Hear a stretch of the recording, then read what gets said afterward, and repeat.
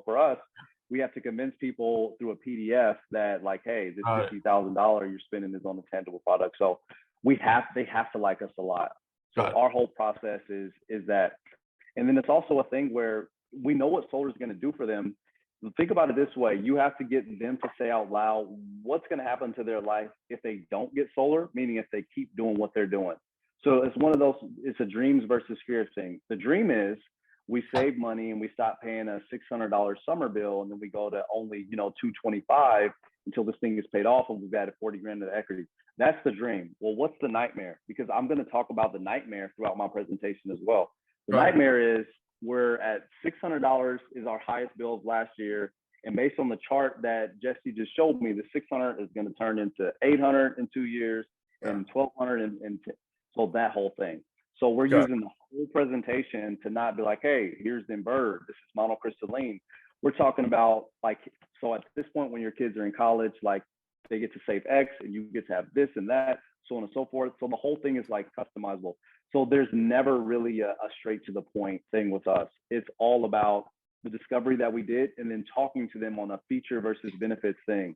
It's like when you ever go buy a new phone? Well, not as much anymore because they like bring them to us now. But if you've ever gone to buy any technical product, like at a Best Buy or something, in your brain, there's a very specific thing that you want to use it for. And then the guy that knows the product geeks out on all the features. You go to look at a camera or a microphone, and he's telling you all this stuff, and you just kind of want to get the camera and go. It's one of those things. But if he will slow down to say, well, what are you going to use it for the most? And then geek out in that lane, like it's different. So it's an easier sell when you just get better with people and, building that rapport and seeing like why they want it, what's going to happen if you don't get it. And I'm going to use this in an influential way, not in a manipulative way, but using that against them per se.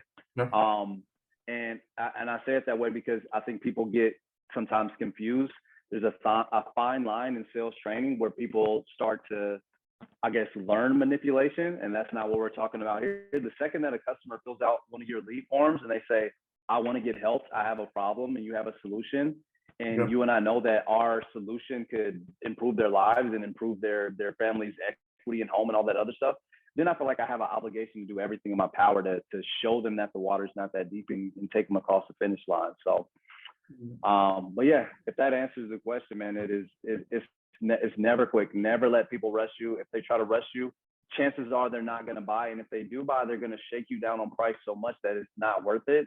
That's a lesson that even though I said it that simple, you guys still might have to learn that. But you'll get those people like, man, we already have 3 quotes. We just want to get to the right price. Like, how much can you beat this price? How much are you guys going to charge me for an 11 kilowatt system?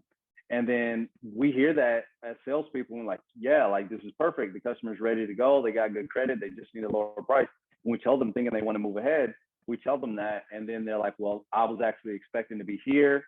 And then you can meet them here. And then they have no reason to sign the same day. And they're like, well, I got one other guy coming out next week. Let me call you back then.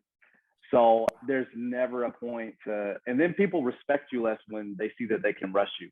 So if a customer is trying to rush you to get to the point for any reason, they respect you less. They want to buy from you less because they don't feel like you're going to help them. So I would just stay wary from that. Okay. But I talk about, we have a whole discovery form. It can be done on the phone as well. I'll send you guys a video training on that.